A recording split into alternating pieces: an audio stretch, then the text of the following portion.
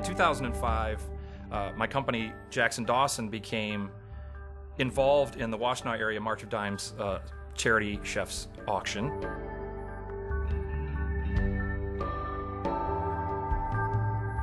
I felt good about it. I felt like we were doing good things for good people and for a good cause, but I don't know that I really had a deep perspective as to what it really means to families who are affected by preterm labor and premature birth.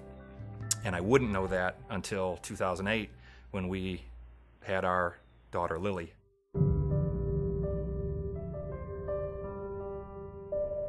Things start happening like I'll get an elbow in the ribs at 3 a.m. saying something just doesn't feel right, where there's no outward signs. It's just she can tell something is going on in her body chemistry, that something is different now than it was an hour ago.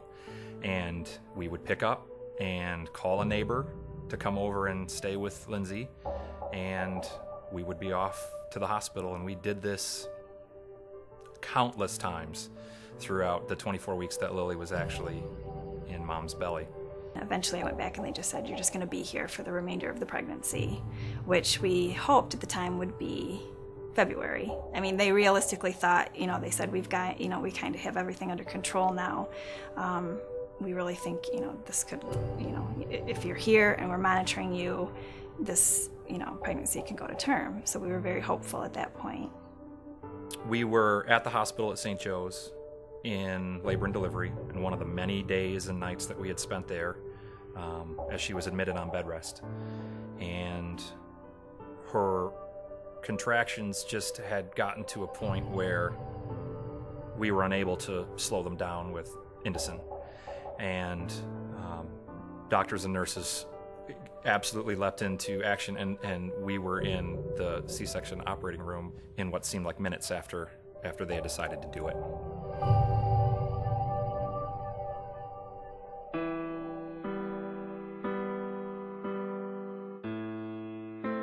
My wife and I were obviously talking, trying to keep things light during the actual surgery. But when I saw Lily for the first time is really when it hit me that it was not good.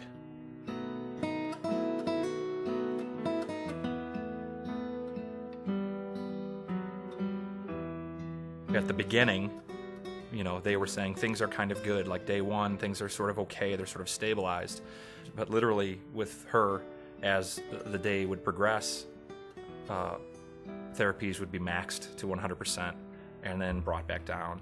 And it's during those times that she would really struggle. Day to day, we didn't know, if it was a good day or a bad day, if she could accept noise or not. Some days she wouldn't even, you couldn't flip her cover up on her isolette, or she would, her sats would drop. They told us that she would probably, over the course of her stay in the NI, have around between 3 and 5 blood transfusions in total. Well, she ended up having, in some cases, 3 blood transfusions a day. Another part of it, too, is watching baby after baby after baby go home, and you're still there, and it seems like her progress is just not, she's making progress, but it's just so slow. Even those things sort of become normal, and just when you think more can't happen to her, she proved us wrong. It turned out that after sepsis and pneumonia and untold number of transfusions and other things, that she had become so sick that her blood was literally turning against her. It became poison, and it was killing her before our eyes. The nurses and doctors were doing everything that they could do for her. And so we just did our jobs, which was by saying to her, and we had her baptized, and we were just there hoping she felt our presence.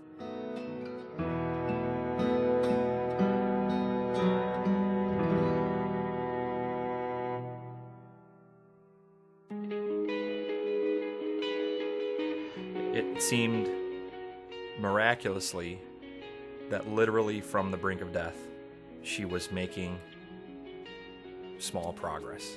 Just little things like the day I came in and she had clothes on. That was exciting. Like she'd never, she just only had a diaper on the whole time. Just those little steps that made her able to come home. The simplest things that now become part of your daily routine that you take for granted are like incredibly moving, emotional experiences to just be able to touch your child without her desatting.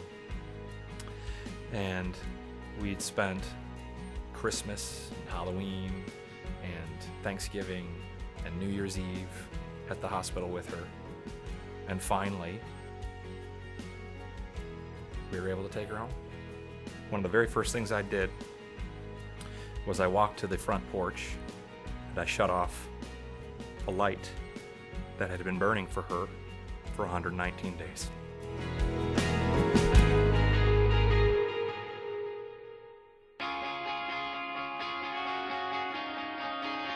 Lily today is just, she never stops moving. She is a bundle of energy.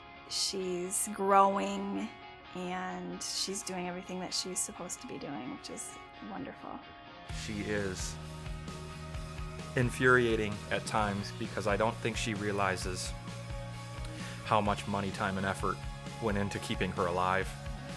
When I was in recovery, Steve was with Lily taking pictures of her so that I could see her.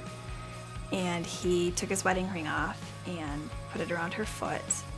And that was one thing that really impacted me as to how small she was, is that his wedding ring would fit around her foot. And thanks to the March of Dimes, today she's a happy, healthy 2-year-old. So this year I have a pretty different perspective about the March of Dimes Chef's auction.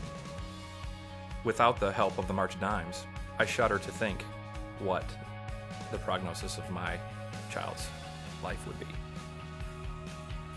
But because of their support, our story has a happy ending.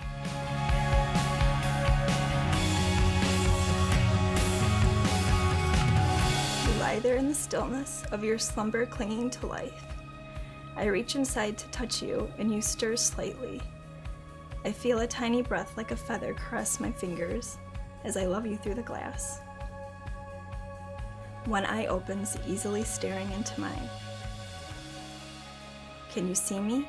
Can you feel my presence as I love you through the glass? I ache to hold you. I await the moment when you peacefully rest in my loving arms.